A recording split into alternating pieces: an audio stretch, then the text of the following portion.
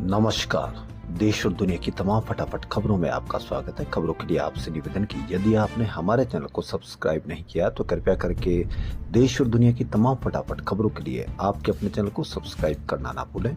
आप सब्सक्राइब करते हैं तो हमें हिम्मत होती है सही और सच्ची खबरें आप तक पहुंचाने की, वरना मीडिया में किस तरह की खबरें आपको दिखाई जा रही है यह इससे आपको अंदाजा हो जाना चाहिए कि हमारे मीडिया का स्थान पूरी दुनिया में 151वें नंबर पर है। 151वें नंबर का मतलब आप समझ सकते हैं कि पहले, दूसरे, तीसरे भी नहीं, चौथे भी नहीं, 51वें भी नहीं, 100 पर भी नहीं, 150 के ऊपर किस तरह की खबरें आपको दिखाई जा रही है इसका आप अंदाजा लगा सकते हैं। तो क्या है आज की बड़ी खबर? केंद्र सरकार ने जातीय जनगणना की घोषणा कर दी, नोटिफिकेशन जारी कर दिया। इसको लेकर कांग्रेस लगातार दबाव बना रही है केंद्र पर, और केंद्र के इस घोषणा करते ही कांग्रेस, यहां तक कि पूरी कांग्रेस में जोश है और सरकार को घेरने की तैयारी में है।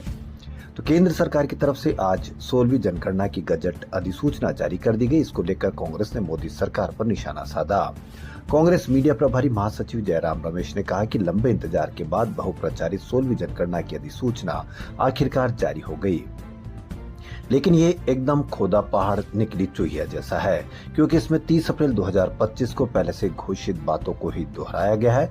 असलियत यह है कि कांग्रेस की लगातार मांग और दबाव के चलते ही प्रधानमंत्री को जातिगत जनगणना की मांग के आगे झुकना पड़ा। असलियत यह है कि कांग्रेस की लगातार मांग और दबाव के चलते ही यह झुकना पड़ा और अधिघोषणा जारी करनी पड़ी।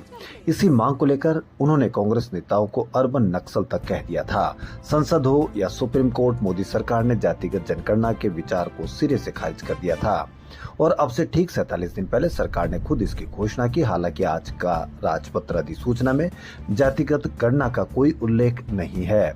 तो क्या यह फिर यही या वही यू टर्न है जिसके लिए प्रधानमंत्री मोदी कुख्यात हो चुके हैं, या फिर आगे इसके विवरण सामने आएंगे? कांग्रेस का स्पष्ट मत है कि 16वीं जनगणना में तेलंगाना मॉडल अपनाया जाए, यानी सिर्फ जातियों की गिनती ही नहीं बल्कि जातिवार, सामाजिक और आर्थिक स्थिति से जुड़ी विस्तृत जानकारी भी जुटाई जानी चाहिए। तेलंगाना की जातिगत सर्वेक्षण में 56 सवाल पूछे गए थे। अब सवाल यह है कि 56 इंच की छाती का दावा करने वाले नॉन बायोलॉजिकल व्यक्ति में क्या इतनी समझ और साहस है कि वह 16वीं जनगणना में भी 56 सवाल पूछने की हिम्मत दिखा